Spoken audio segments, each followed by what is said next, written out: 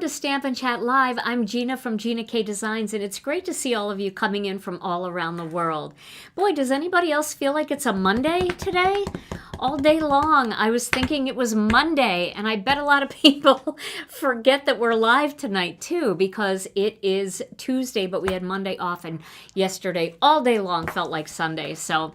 Kudos to you out there who remembered that tonight is Tuesday, and thank you so much for joining us. Well, tonight I have 8 different tips that I'm going to share with you for better die cutting and stamping.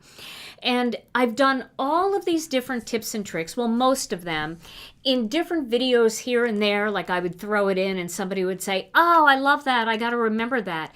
And I thought tonight we could put them all in one video so you could bookmark this video or add it to a playlist, and it would be easy and accessible for you all the time if you ever needed a refresher, or, you know, maybe that's so frustrating when there's like all these videos out there and you know that you saw a tip, but you can't remember where you saw it. So hopefully by organizing these die cutting and stamping tips tonight all in one video, it'll be easy for you to find it down the line. And I know we have lots of experienced stampers here who maybe use all of these things all the time, but we always have new stampers and new crafters who would love to learn these things. And if you're like me and you're getting up there a little bit, I forget a lot of things. Sometimes I'll be like, what was that thing that I did? Sometimes I have to rewatch my own videos, seriously. So, but before we get started on the tips, let's say hello to Tom. Hey, Tom. Hey. How are you doing? I'm great, better than horrible. We have big plans this weekend, don't we? Yeah, we're going to be gardeners, aren't we? We are. We're building a box garden in our backyard. Out in the rain. Out in the rain, yeah. Well, we'll see. You never know. You can't really tell with Wisconsin weather, right? That's right. Well, you got it lined up for tonight. You mean business. I even have them all written down here. This girl I have is like on fire. eight different things here. I don't want to forget anything. And like I said, I forget. So, all right. Well, do you have a word of the day for later? I have a word of the day. All right. Well, let's get into the video then, and we will be back with Tom's word of the day in just a little bit. Afraid not to. Right, exactly. All right, the first tip that I want to show a lot of you out there who maybe are new to stamping and you struggle a little bit with background stamps and getting a good stamped image, this is how to get a great image from your background stamps. So I have a couple of background stamps here. Here is one called the Petite Flourish background. I also have our double background grip mat. And if you haven't seen this, we're going to be calling on this a lot tonight for these different techniques. So this is 2 different background stamps, and guess what, guys? Somebody in our Facebook group said that they had the mini Misty. Now, this is the regular Misty, but the mini Misty is like half the size. And she said, I bit the bullet and I bought the double background grip mat because I really love the backgrounds and I wanted to try it and see if it would fit in my mini Misty. She said it didn't, but she said I was able to cut this in half and have 2 background stamps, and then they were both perfectly sized for the mini Misty. So if you've got a mini Misty, this double background mat will fit in your mini Misty if you cut the background stamp in half. And that's not going to matter because it's just 2 stamps anyway. All right, well, here is a bigger 6x6 stamp. And I'm going to show you the easiest way to stamp these. Now, I don't even bother taking the stamp off of the index sheet. I just leave it on there and I throw it on its back. Now, if you're worried about this sliding around when you're trying to ink it up and stamp it, you can always use your double background grip mat or any grip mat and then put your stamp on top. That is going to make it stick really well, okay? So what I've done here is I've taken the index sheet off of this background stamp and I'm putting the plastic side, the plastic index sheet side down onto my double background mat. This way it's not going to go anywhere. It's going to stay exactly where I need it to be. And I think, just for the sake of really being able to see this one, I will ink it up with some black onyx ink. So I have a piece of cardstock here, and I'm going to ink it up real well with black onyx. Now remember, when you first get a brand new stamp, it's always a good idea to condition the stamp first. And that just means either rubbing your finger all over it or washing it real well with hot soapy water or doing some kind of like using it with an embossing watermark type of ink and just stamping it off a bunch of times. You're going to get a lot better results once you've used it a few times and you get that manufacturing residue off. Now I'm going to just place this onto the stamp. All right, and it sticks a little bit because these are photopolymer, and then I'm going to use that index sheet that I pulled off the back of this stamp, and I'm going to just run my fingers all the way over the entire surface of this piece of cardstock to make sure that I get contact, that I make contact with every bit of the paper onto that stamp. All right, don't worry about that. This paper just slid over and it got some ink on it, so that's okay. This is the back. You're not going to see this anyway. All right, so if you're not inking your background stamps like this, you have to try it because these are big stamps and they are hard to press down, even if you're using the MISTI. This just makes it so much easier. Look at that. Beautiful image, perfect, no gaps anywhere. Perfect every time. All right, so that's technique one, and that is inking up a background stamp. And you can do that with any background stamp. You can, if you have rubber background stamps, you can do it with that as well. I always do it that way, and it's so much easier. All right, now I'm going to take this off my grip mat. Okay. Yeah, and that totally makes it easy. And then if you get any ink on your index sheet, it'll wipe right off with your tidy towel or a paper towel, a little alcohol, whatever you want to use. And then that stamp is ready to go back. But look at that nice crisp image. Perfect. Question, do you know if the sticky mat can double as gel plate? Yes. Gel plates are a little squishier, so I would try it, but it's not going to hurt it at all to use it like a gel plate. Just see if you get the results that you want out of it, but it won't hurt it at all. I know gel plates use a lot of ink and brares, rollers, and things. I don't think I would use ink, or I wouldn't use paint on this side, but if you're going to use paint, just use it on the back and then just wash it off really well, and it should be fine, yeah. Yeah, because a lot of those gel plates are photopolymer too. They're just a little bit squishier, so they're cured a little bit less. All right, so that was the first technique. Now, my next technique is how to get a really clean, crisp image with your clear stamps. So with clear stamps or any stamps, even rubber stamps, when you have really detailed images, and let me find one here. So let's use, I'll just use this bird because I'm going to be using it a couple times here. So we'll just use this bird image. This is a very detailed image. You see all of the fine details in that bird? Very detailed. So the one thing that you don't want to do is squish your image. You don't want to over ink your image, and you don't want to squish it too much, because when you squish an image, you will get, I'd like to be able to demonstrate for you what happens when you squish an image. So let me use this greeting here. We'll try it with this greeting. All right, so I'm going to ink this greeting up. All right, and I'm going to stamp it, and I'm going to really squish it down. Okay, all right. Sometimes you want to ink it a second time, and I'm really going to squish it down. All right. Now, that's the squished image. Now, I want to show you how to get a nice, clean image that's going to look a little bit different than that one, and I'll show you up close. All right, let me make sure that this is dry, because I want to have an even playing field here.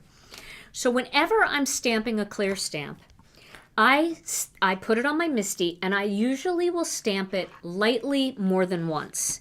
So I'll ink it up a little bit, and I'll stamp it, and I'll just lightly go over it. And then I'll do it again to get it a little bit darker.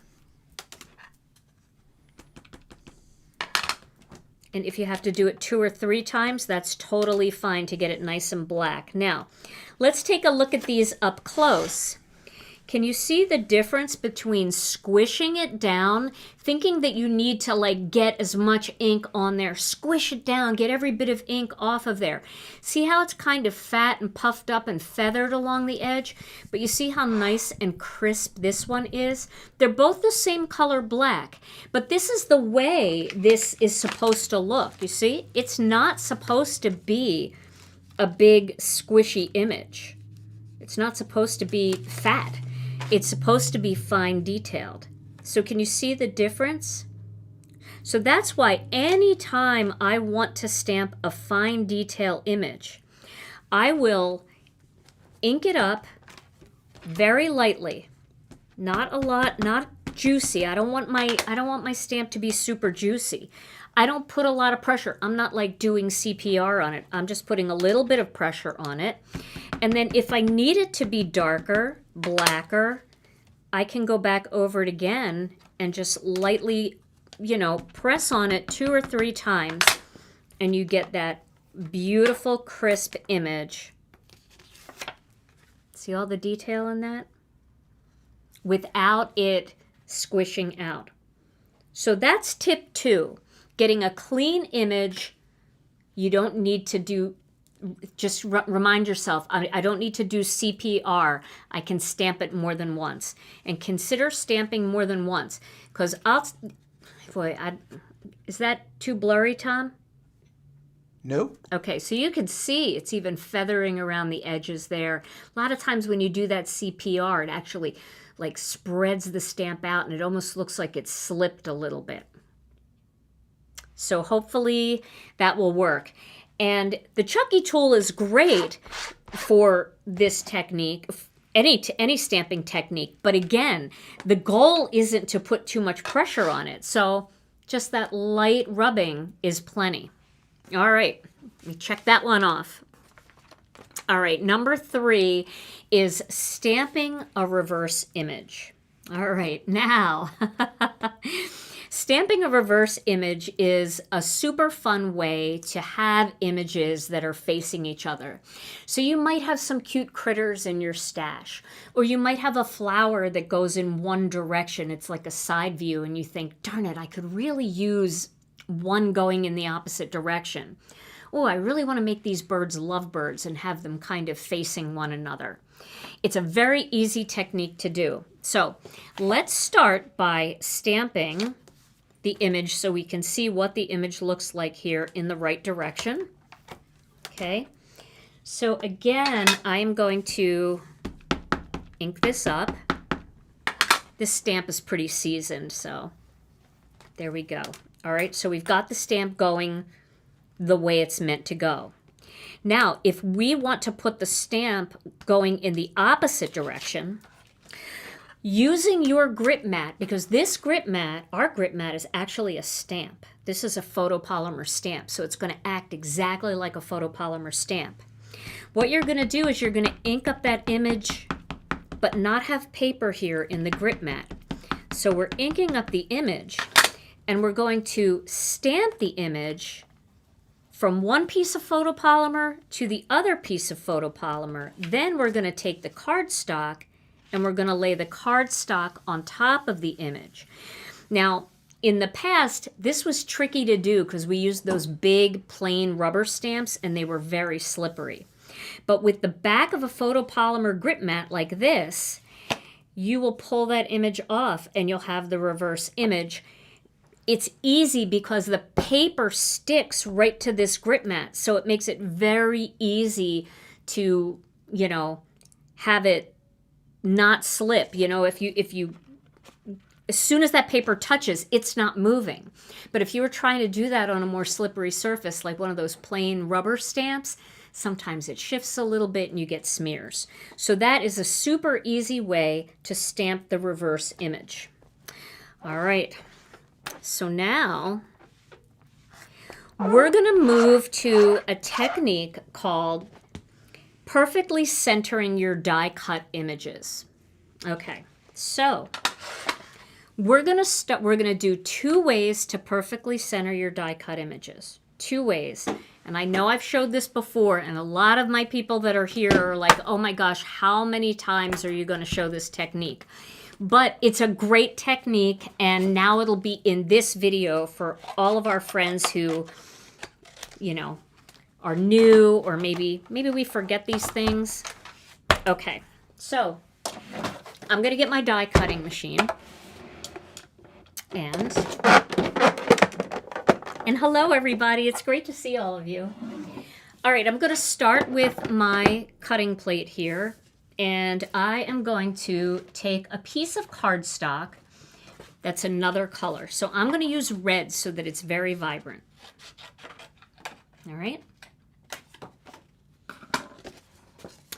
And then what I'm going to do is get the coordinating die for the stamp that I want to cut. So let me grab that out of the die package here. And I'm not going to cut this. I'm going to cut this, and I'm going to create a small template. Okay.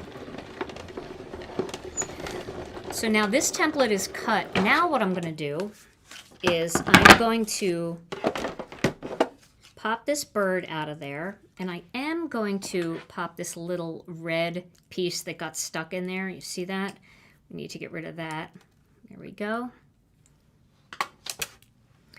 Now I'm going to take this bird and I am going to position the template that I just made over the bird so that it looks perfectly centered. Now I like to use Masking Magic strips or something like pixie tape or even a washi tape to hold the template in place. So I'll use Masking Magic just because I like it the best. Masking Magic strips are the strips that we carry. It's a Gina K Designs product. It's real low tack. So if you actually tape right over your die cut piece in some way, it's not going to stick to the paper. All right, and then we're going to make sure that that's perfectly centered the way we want it to look. Okay, and the reason why I cut this out in a darker, brighter color, it's because it's a lot easier to see if the perimeter looks centered than if I used white on white. If I used white on white, it's very hard to see. And then I'm going to tape this down onto my piece of cardstock with my image on it. Now I'm going to take this die and I'm going to snap the die right into that template, and you'll feel it like snap into place. You'll know it's in place because it drops down and then you can't move it anymore. So you know it's in place. But I am going to tape it down here like that, and a little bit on the other side too. So I want to make sure it's in place, and it is. And I'm going to just tape it down. Now I'm going to cut that, and it should cut. And I always say it should because anything can happen, right? You know, especially when you're live. But it should cut right in the center, and it should look perfectly centered. So let's hope for the best here. There it is, perfectly centered. So, you know, this makes it very easy. For not every die that you have in your collection is actually going to be perfectly centered on its base. So sometimes the hole that you're looking through, when you're looking through this hole, it might look centered, but the die actually might be a little closer on this side to the edge than it is on this side to the edge. And so you're wondering, gosh, it looked so centered. Why isn't it cutting centered? It's always cutting a little bit off. When you do this technique, it doesn't matter. It doesn't matter what it looks like through the hole. The only thing that matters is that it snapped into that spot so you know it's going to cut exactly where you want it to cut. All right, I'm going to try to preserve this here because I want to use it again. So the next technique for this perfectly centered die cuts is a great one if you want to mass produce. And I know I taught a class up in Canada, and one of the students there is a big Lawn Fawn fan. And Lawn Fawn has the cutest stamps and dies. They're a great company, and they've got cute little stamps and dies. But one of her struggles was because the dies and the stamps are so tiny, she had a problem die cutting and getting it centered. And when she learned this technique, she was so excited because she was like, I can do this now with all those tiny little Lawn Fawn stamps, and every single one of them is going to be perfect. So look in your stash for your stubborn dies, the ones that you never seem to be able to die cut properly. And you watch how easy that technique makes it by using the, well, this technique actually is even easier. Okay. I'm going to show you that in a minute, Dawn. That is my next technique, is how do you die cut the reverse image. I'm going to show you that in just a minute, and I think you're going to like it. But I wanted to show you this part first because I'm trying to go a little bit in order of how I would do these things. So hang in there, I promise you. I know I said that in the description, and a lot of people are like, come on, show us the reverse image die cutting. So, all right. I'm definitely not as good with nails as I am without nails. Okay, so let me pop out that center there, and we'll just clean up this a little bit. And then we're going to go to the Misty. So I'm going to move this out of the way. I'm going to put it back on the shelf so it doesn't cast a shadow over what I'm working on. So this is great for holidays, you know, when you have this perfect snowman card and you've got this cute little snowman idea, and then you just remembered that you've got to cut out 50 of these snowmen. And it takes a long time to stamp and then position the die, tape it all on there, or even if you're using a magnetic mat to get it perfectly centered and then run it through. This is the fast way. Okay, so I'm going to take another piece of cardstock and I'm going to put it on my grip mat. Then I'm going to get that stamp again. Where is that stamp? Here it is. And I'm going to stamp it. This is my favorite mass production process. Okay. There we go. Now you're going to take this template that we already made for that last technique, and we're going to position it once again so that it looks perfectly centered. Okay, I'll use some pixie tape this time.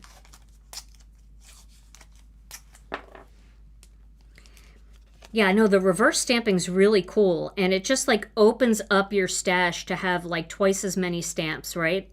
Because all of those flowers that are facing in one direction and all the animals that are facing in one direction, it just really allows you to create more scenes and to create different kinds of bouquets and leaves.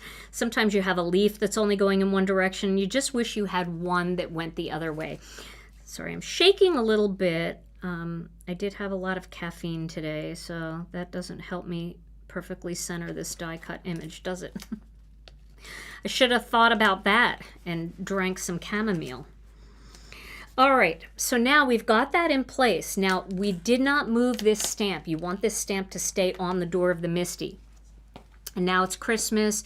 You've got all your little pre-cut blank snowmen, or birds in this case, and you're just going to pop the bird or the snowman or whatever you're working on into that open hole. And then you're going to ink up your stamp, and you're going to stamp it.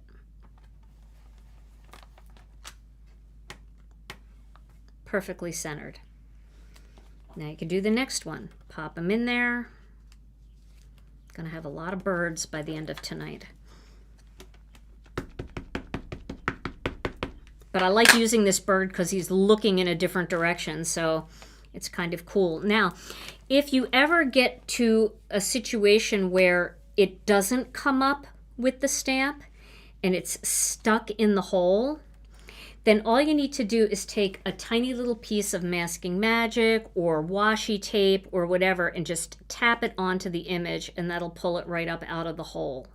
It makes it a lot easier than trying to pick it out of the hole because you can kind of move the template. So you can stamp 2 or you could stamp 200 and get them all done. And then, of course, then you have to color. But that's okay. That's easy to do while you're watching TV, right? You can get all your stamping mass-produced. Okay. So now let's talk about reverse stamping on a die-cut image. So the one thing that you will notice when you die cut is that the die actually kind of curves. It curves the paper around just a tiny little bit. It's not that noticeable, especially if you're doing a whole scene. But if that bothers you, you can get your score tool from your scoring board, and you can flip it over and you can just gently run the scoring tool over the back of the die cut to kind of flatten that back out a little bit. Now, it doesn't really bother me all that much, but that will make it a little flatter. So I know it's really impossible to see that, but that really does help quite a bit. So now we've got 2 blanks here, and again, I don't think it makes that much of a difference.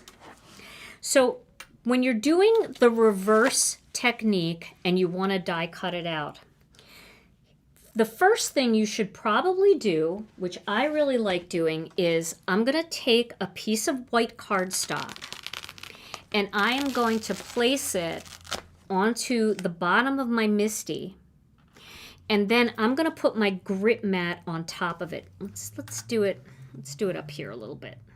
All right, I'm going to put my grip mat right on top of it, and then I'm going to secure it down. It's not going to go anywhere because I've got the grip mat kind of tacked down all around it. That just helps brighten up the view so you can see it a little better. Now, if you have a hybrid ink like VersaFine, or you have Gina K Designs Amalgam ink, which is a more permanent ink, that will help you be able to see a little bit better when you do this technique. If you don't have that, don't worry about it. You can still see, but I am going to use the amalgam ink because I want to show you what happens when you use the amalgam ink. So I'm going to stamp this bird onto that spot right there. Okay. And I'm going to use the Gina K Designs Obsidian. You can use Obsidian. If you have the old Jet Black, you can use that.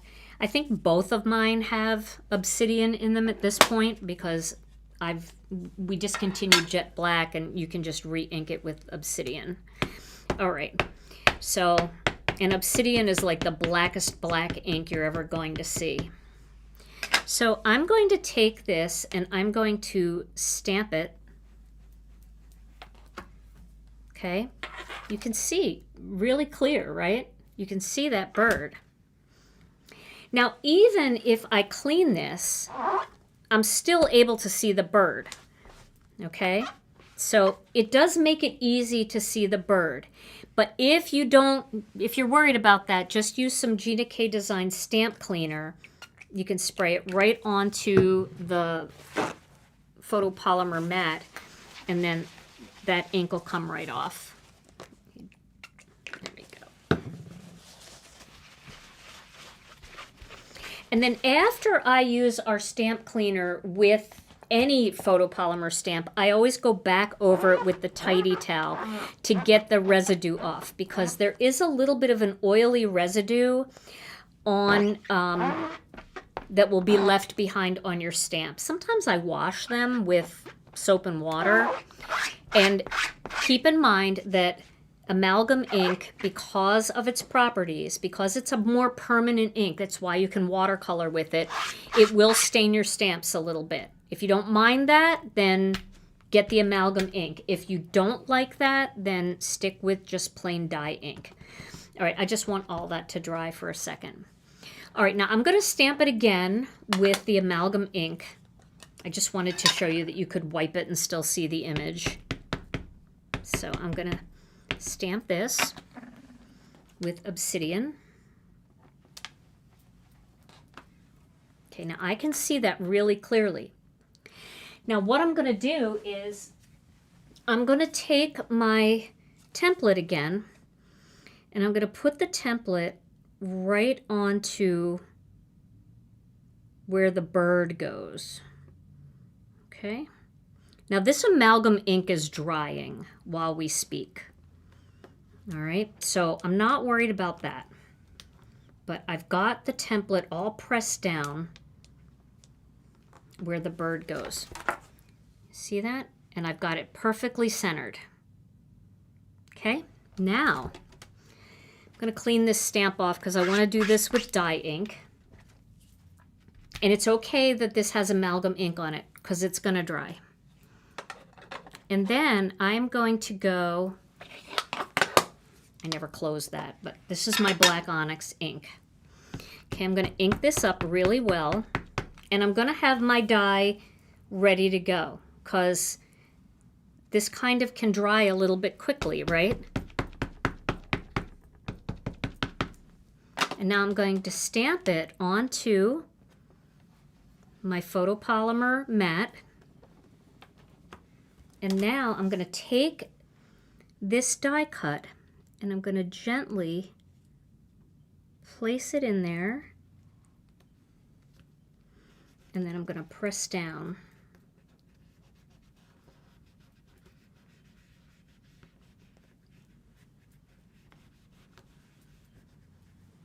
And I am going to need this to pull it up. And now I have my bird perfectly centered, but facing the opposite direction. So you can see that you can stamp on the back of your dies to get the opposite image as you stamped the front. So now I've got these cute little lovebirds. They can be all cuddled up on the branch together.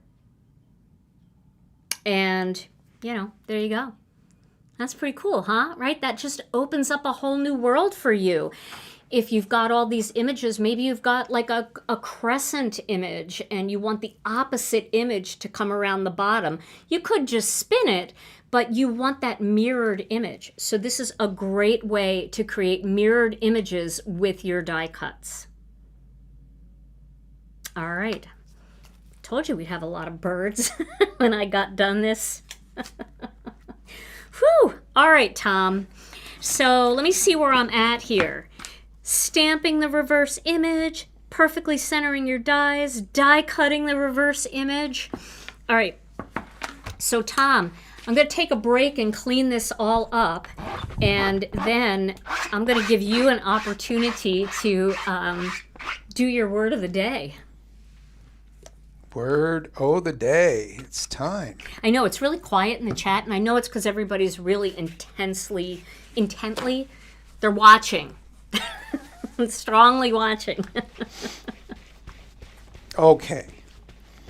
Very simple word of the day. Oh, okay. Did you ever, while you're digging through boxes and storage or anything like that, come across Christmas decorations that are kind of from a time that was kind of rough? Yes. You know, and you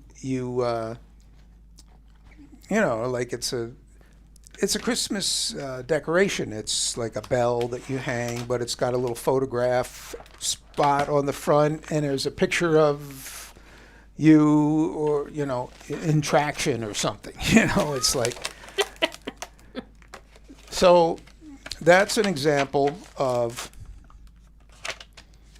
forlornaments.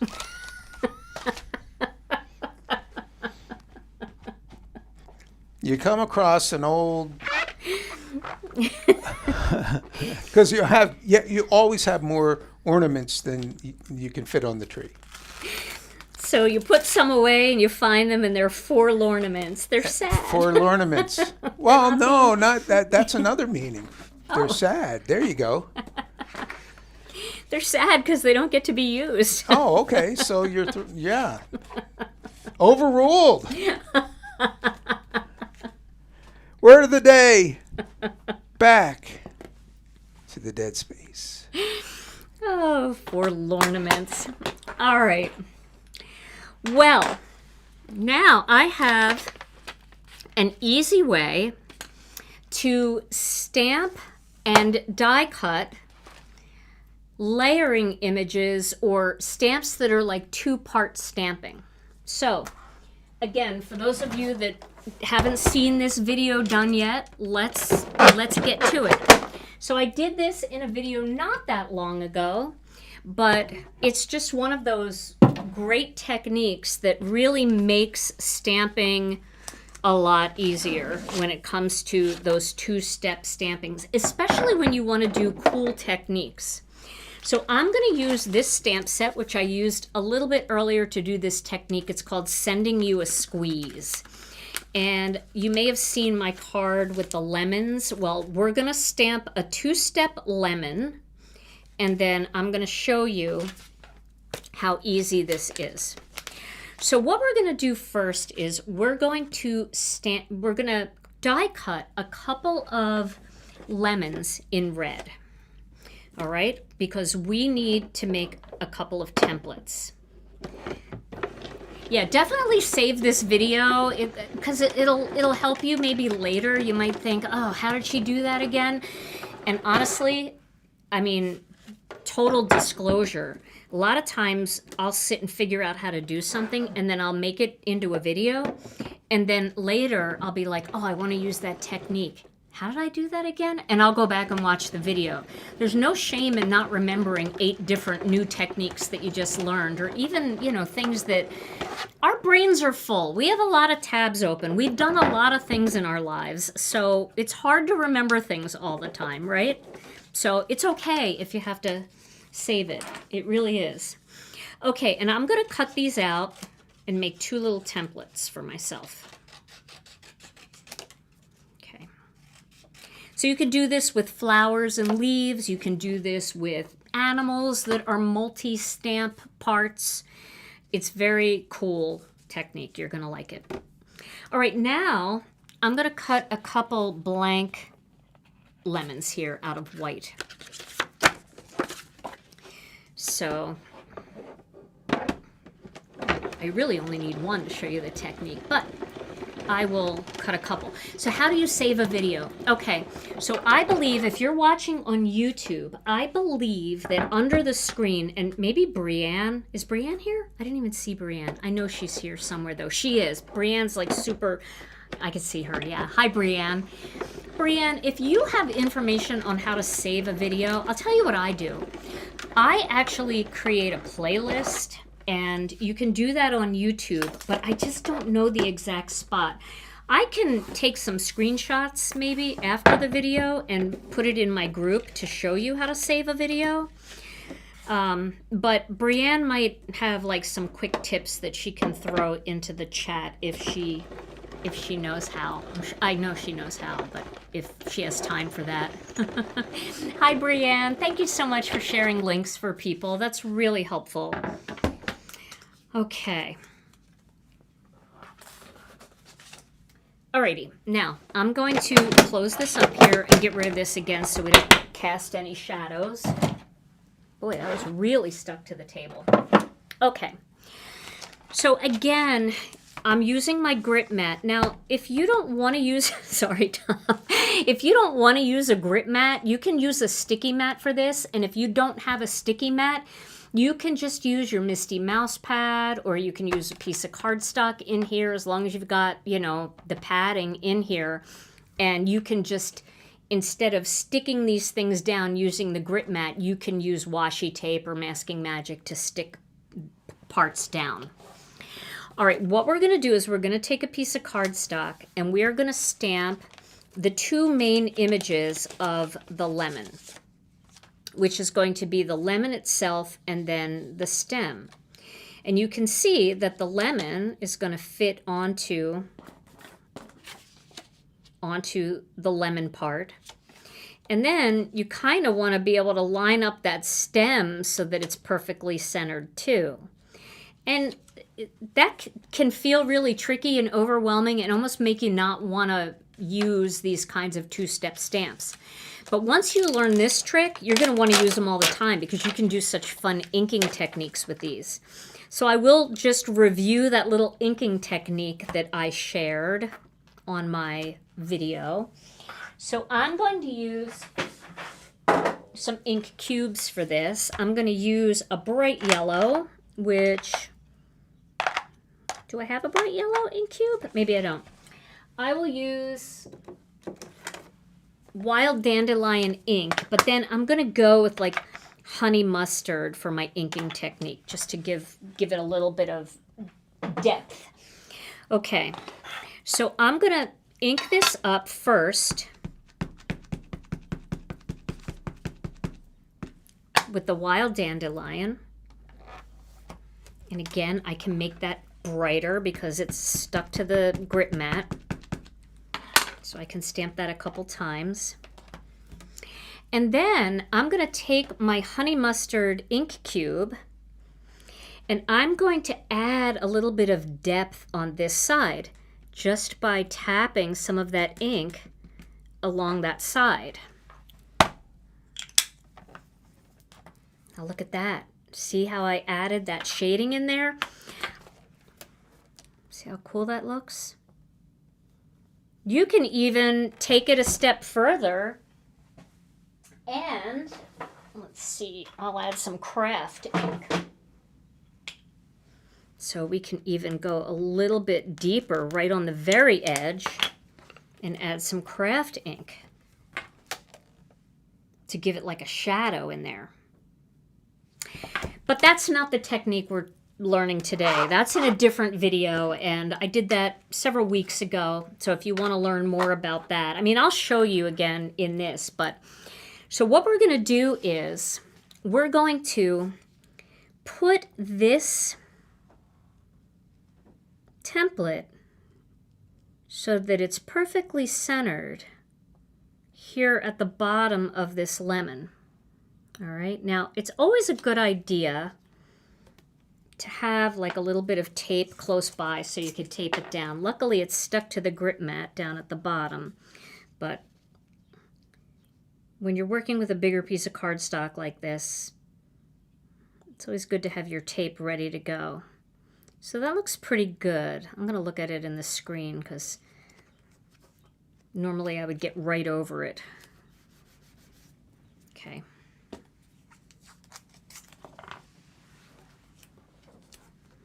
And we're just going to tack that down so that it does not move. I don't like that it's not perfectly centered.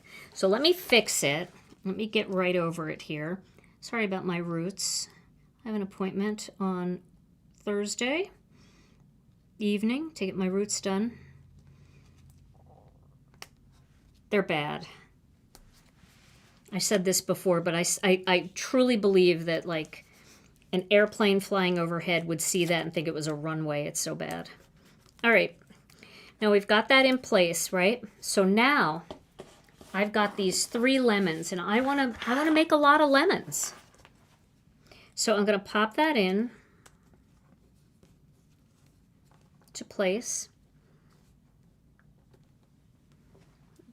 I already cleaned that. So I'm going to start with the, yep, Rena's going to do it. Rena's my hairdresser. Okay. Put that back again. Look at the difference between the shading and no shading. Makes such a difference. Okay. I'll add that second layer. Pop that in to place. Now we're going to add our little bit of honey mustard around the side.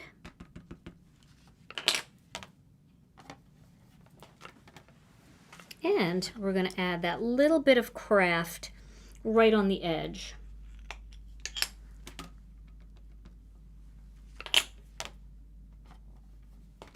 There we go. Okay.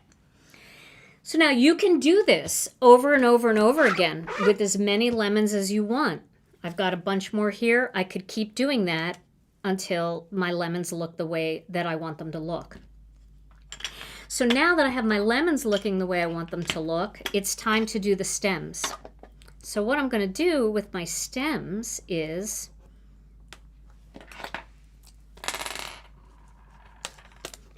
I'm going to take this off. And you can save these templates. So like once you make one, you could store it with your stamp set, so you could do this over and over again.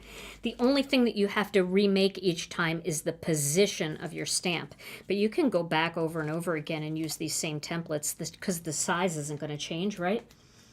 Now, let's get the stem here. So we're not going to worry too much about trying to line it up. Because can you imagine, all right, just as an example, let's say I was trying to line this up and stamp it. If this is turned even a little bit this way or a little bit that way, I'm never going to get the die to fit. It's just not going to fit right. But using this technique, you don't even have to worry about it. It's no big deal. So I'm just going to put the stem up there, and then I'm going to do something similar with, I'll use some jelly bean green, and I will use some fresh asparagus. All right, so I'll start with the jelly bean.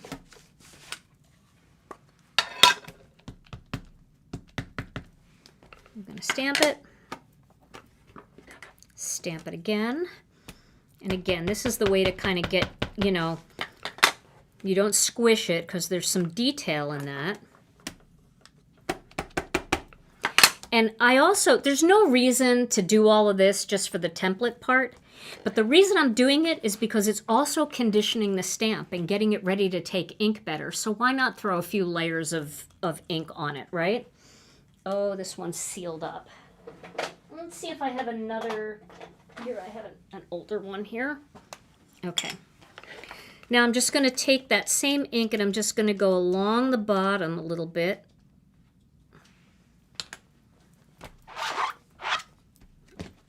Just go along the bottom here.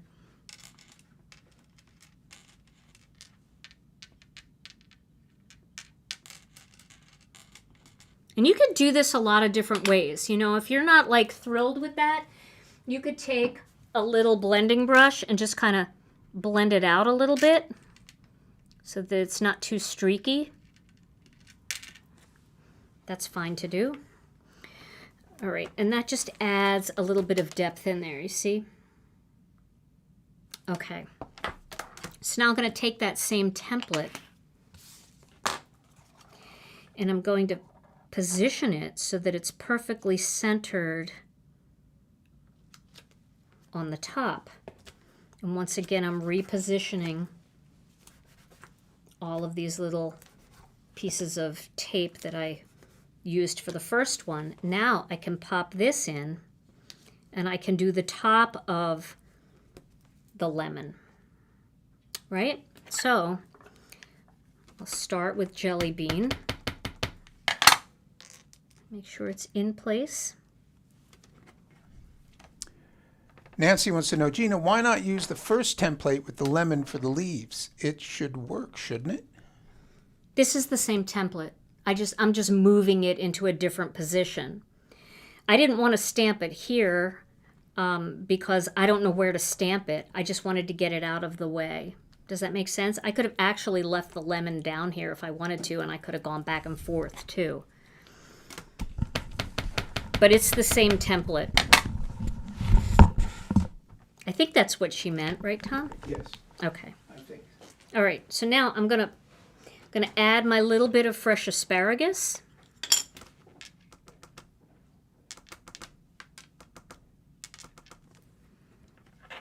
And that just adds some of that detail in there. And now my lemon is perfectly centered. Look, it's It's exactly where it should touch. And it's perfectly centered around, even though those are two completely different stamps, right?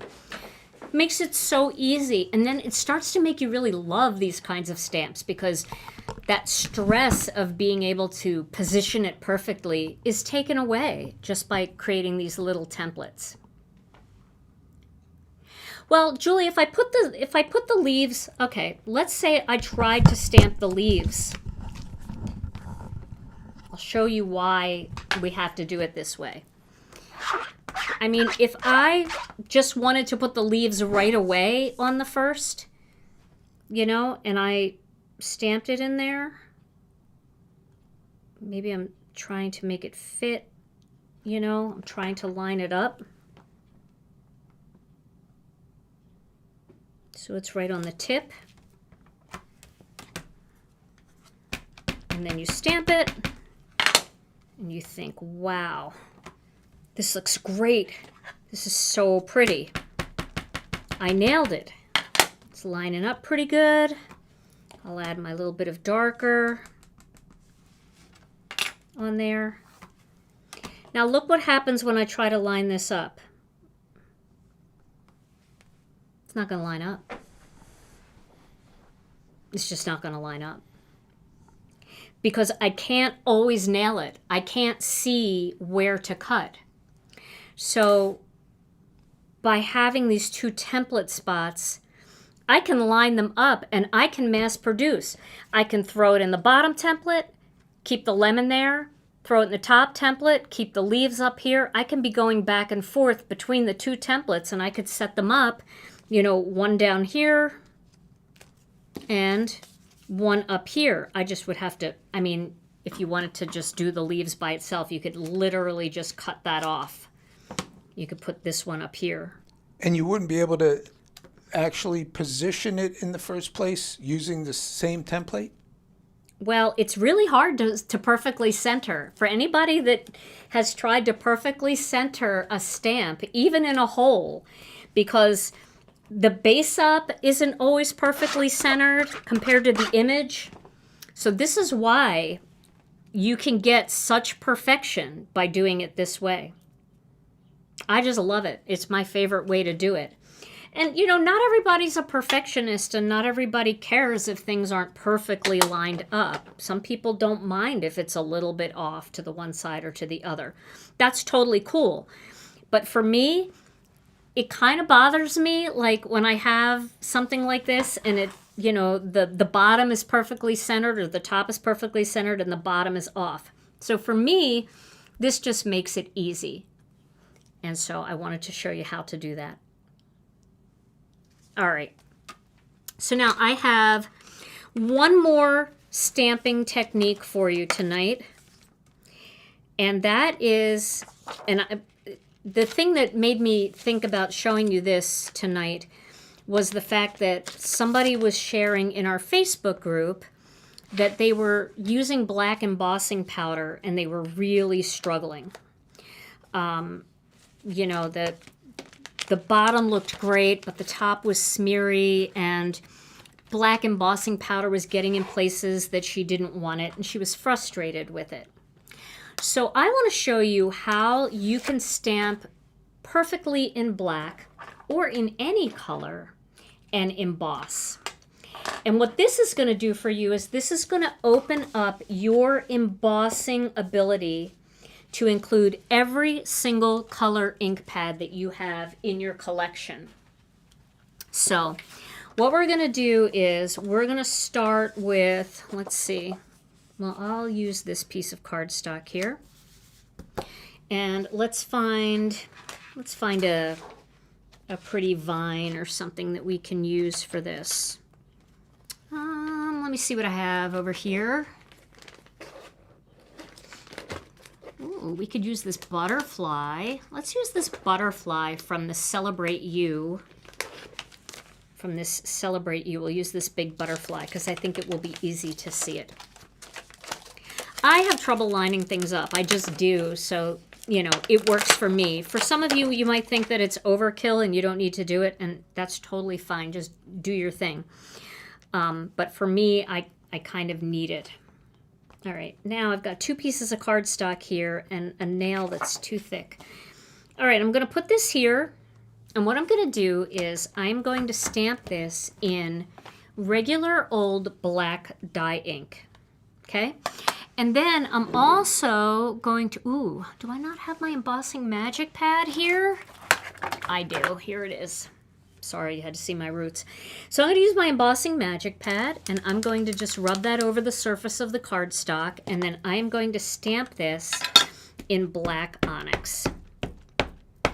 Yeah, all of these techniques are just, you know, they're things that I like to do because I like that little bit of perfection sometimes. But, you know, a lot of you can just throw a die on there and perfectly die cut it, and some of you can stamp perfectly layered and all of that, and yeah, then this might be like, I don't need to do that, and that's totally fine too. Okay, so you can see I'm stamping this a couple of times because I really want to get it nice and solid.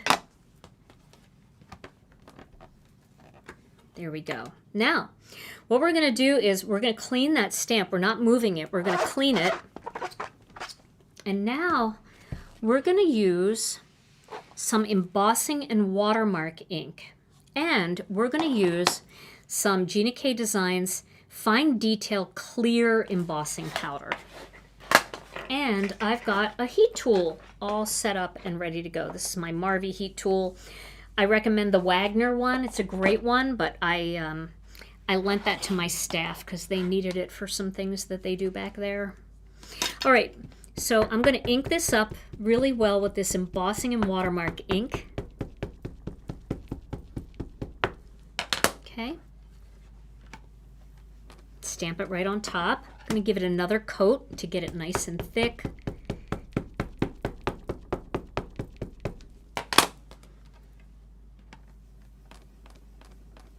Okay, now I'm going to take this out. And I'm going to put clear powder on instead of black powder.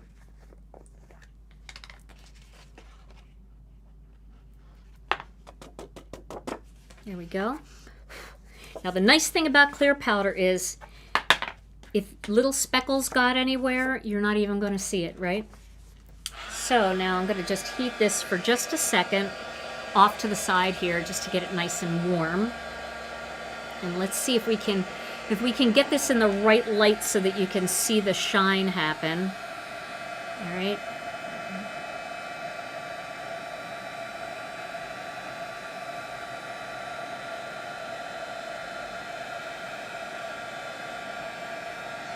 There we go. Now we've got that shine. We've got black embossing powder with no speckles anywhere, right? I mean, what's the difference? Who would know? Who would know? Nobody's going to know that that's not black embossing powder, but there's not a speckle anywhere.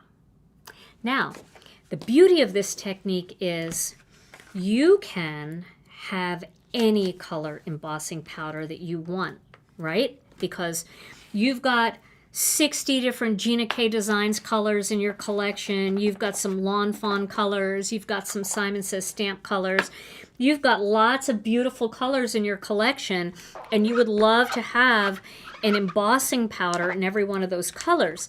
Well, now you don't need it because you can just use the color. So let's find a color. Let's go with Coral Reef. We'll make it nice and bright. So now I want a Coral Reef butterfly. This ink pad might be a little bit dry. This was the actual tester color that the manufacturer sent to me when they were mixing my colors, and it's a little old. So I'm going to pick a different color. Let's pick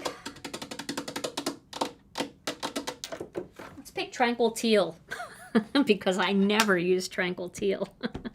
This is one of those tester colors too. Oh my goodness. All right, we'll just stamp it a bunch of times to get it nice and solid. It's okay. No worries.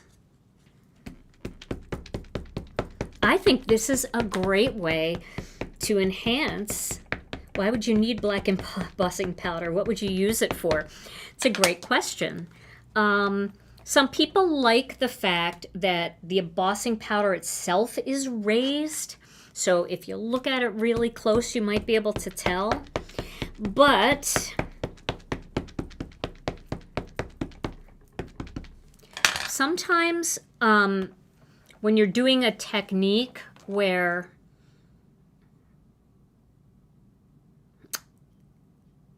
I don't know. I don't even think that would make a difference. I'm trying to think of a reason why.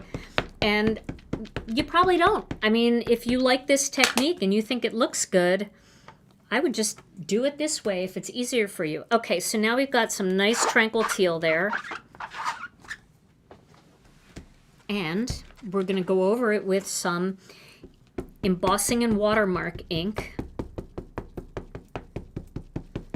But if you don't have black, stock up on the clear, because you're going to go through it if you're doing this technique often. But clear, you can never have enough clear powder.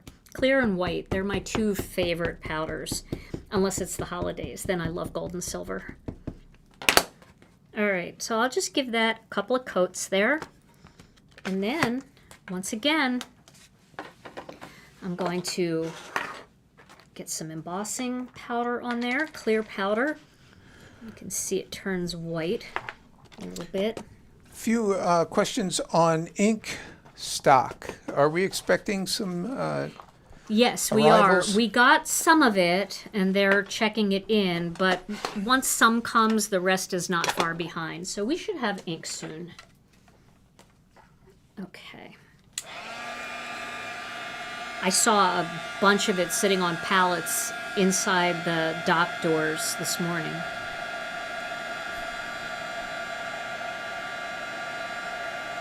All right. So this isn't super bright, this color, but you can see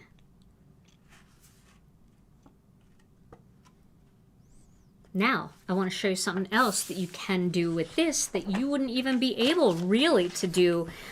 Well, you'd be able to do it, but not quite as easily as you can with the clear embossing powder. All right, let's clean this up.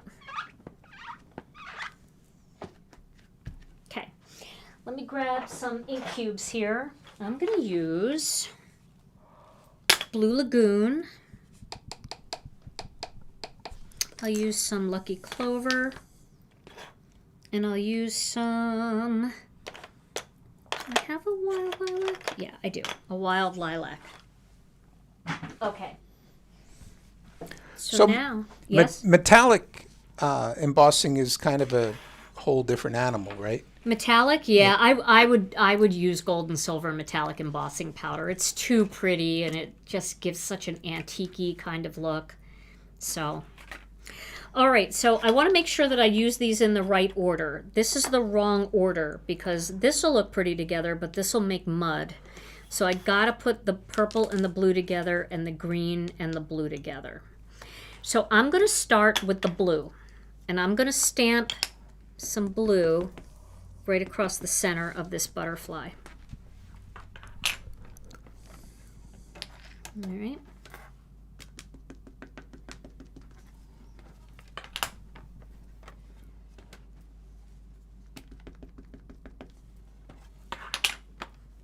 Then I'm going to stamp some green at the bottom of the butterfly. If I can open this one. Sometimes they're sealed shut.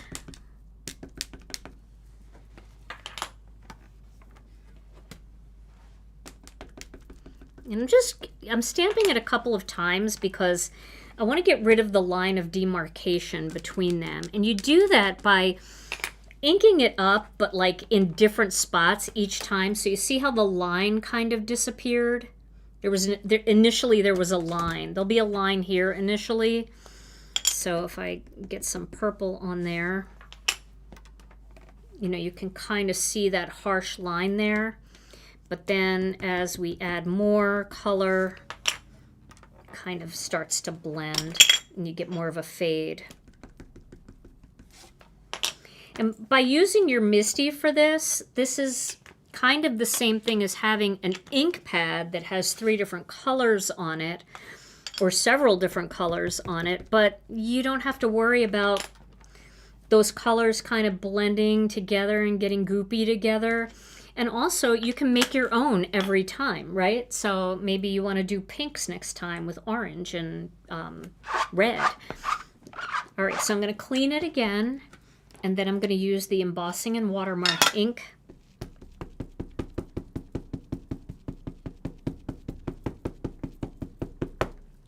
So you'd have to be pretty good with 3 different colors of embossing powder to try to get a fade like that. You'd have to put your purple on and then put some blue and kind of sprinkle it a little bit into the purple. And I don't know that I would be that good at that. All right, so here we go.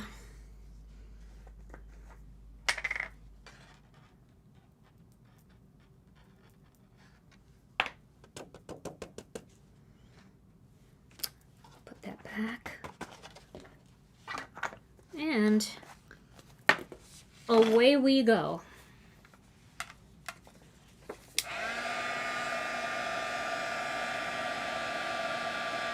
Oh my goodness, that is beautiful. It feels like it blends even more when you hit it with the heat gun. Look at that shine. Isn't it so pretty? So that's a way that you can stamp any color of ink, including that pesky black, and not have speckles all over your cardstock and have any color embossing powder that you want. All right, well, that was 8 full tips and tricks. I'll list them out. Let me check off my things. Mass production of die cuts, easy way to line up and mass produce layered stamps, and stamping and embossing black ink with no mess. And I did no in caps. So we're good. We hit them all tonight, Tom. What do you think? Whew! Very cool. Yeah. Very fun. All right, well, we want to give away a gift card tonight to one lucky commenter out there. And but before we do, if you liked tonight's video, and we sure hope that you did, we hope that you found these tips and tricks helpful. It would be so awesome if you wouldn't mind giving us a thumbs up. That really helps get the video out there for more people to see it. And then subscribe to the channel and hit the notification bell so you never miss another video. And then if you're not part of our Facebook group, we'd love to have you over there. It's called Gina K Designs and Stamp TV Friends. And it's a place where we share all of our Gina K products or projects using Gina K products. So if you're looking for inspiration, you have a stamp set and a die set, and you're sitting there going, I don't know what to make, come on over and join our group, and you will see beautiful projects throughout the group using our latest release and a lot more. And then Brianne Loveland, my friend, thank you so much for being here tonight and linking all of those products for everybody. It is so helpful. She's such a rock star, such a ninja. She's so fast at it. I always say Brianne links things before I even talk about them because she knows what I'm thinking. But if you missed any of her links and you want to find some of the products that I used tonight, you can visit our website at ginakdesigns.com and you can find everything there. I'll also list all of the names of the stamp sets that I used tonight in the different colors in the description here on YouTube, so you can always find it later. All right, everybody. Well, we want to give away a $15 gift card to one lucky viewer. So, Tom, come on in and let it rip. Drum roll, here we go. Tonight's winner is Liz Holland. Liz Holland. Yay, Liz. Congratulations, Liz. Congratulations. All you have to do is send your name and email address to info@ginakdesigns.com, and we will get that card digitally emailed to you, and you can use it whenever you want. They never expire.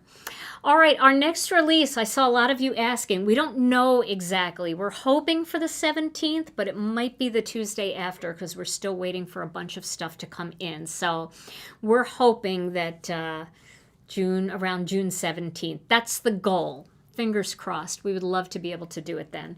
But if things don't get here in time, we can't put too much pressure on our staff because they have to assemble all of our die sets and all of our bundles, and Shelly has to make all those kits.